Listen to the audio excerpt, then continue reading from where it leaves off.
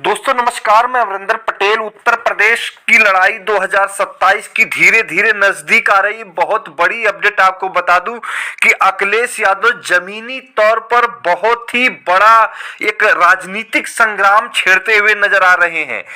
बहुत बड़ी खबर बता रहा हूं, दो कद्दावर नेता समाजवादी पार्टी में फिर ज्वाइन करने वाले हैं।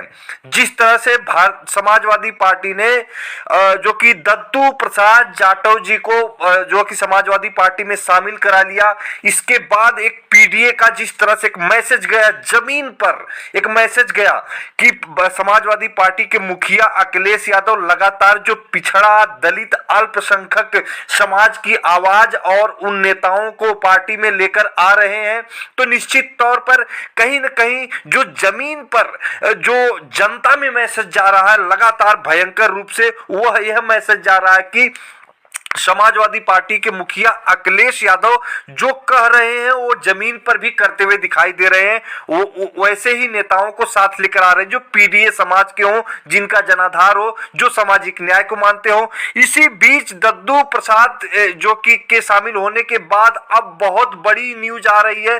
समाजवादी पार्टी में दो ओबीसी समाज के बहुत बड़े कद्दावर नेता जो कि समाजवादी पार्टी की सदस्यता ले सकते हैं। बहुत बड़ी अपडेट आपको बता दूं कि लगातार समाजवादी पार्टी 2027 की जो कि रणनीति पर काम कर रही है। अखिलेश यादव एक एक सीट की समीक्षा कर रहे हैं और किसी सीट पर भी भारतीय जनता पार्टी को एच ना मिल जाए, उसको लेकर अखिलेश यादव बिल्कुल एकमुश्त अपने संगठन, अपने पदाधिकारी और उस विधानसभा के सभी जो सलाहकार हैं, जो बिल्कुल करीबी सलाहकार हैं, जो जमीनी बात को बताते हैं, पुराने नेताओं से लगातार जो फीडबैक लेते हुए नजर आ रहे हैं।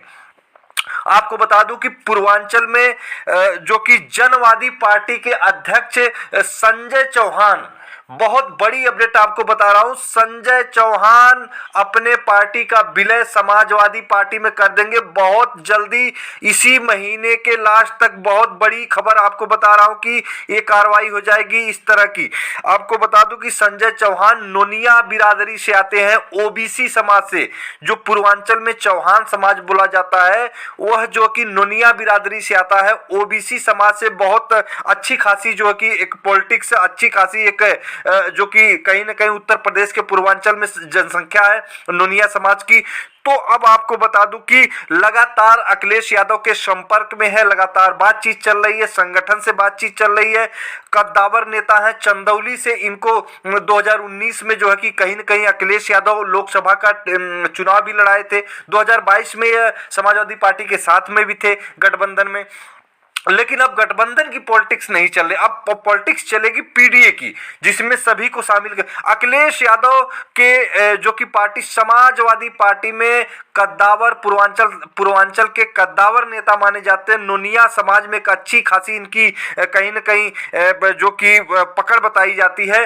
तो ये समाजवादी पार्टी ज्वाइन करेंगे। जिस तरह से दारा सिंह चौहान की बात करें, वह भी जो नोनिया समाज से है, हालांकि वो चुनाव लगातार हारते रहे हैं, लेकिन संजय चौहान को समाजवादी पार्टी में ज्वाइन करा देंगे अखिलेश यादव। बहुत बड़ी अपडेट आपको बता रहा हूं।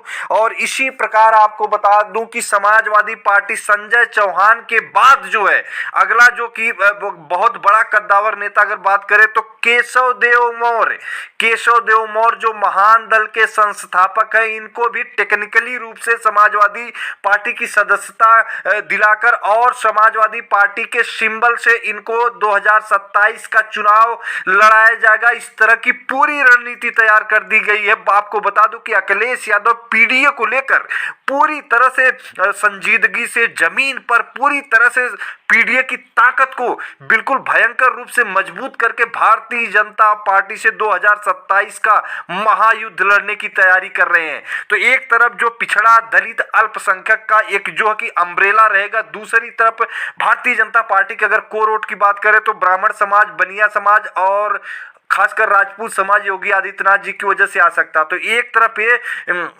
सवर्ण बिरादरी और दूसरी तरफ जो ओबीसी कम से कम 43-44% और 22% जो है कि दलित समाज और अल्पसंख्यक समाज जो कि कहीं न कहीं 18 से 20%, इन पूरी ताकतों को लेकर अखिलेश यादव बिल्कुल एकमुश्त सामाजिक न्याय के रास्ते को और उन्हीं नेताओं को शामिल।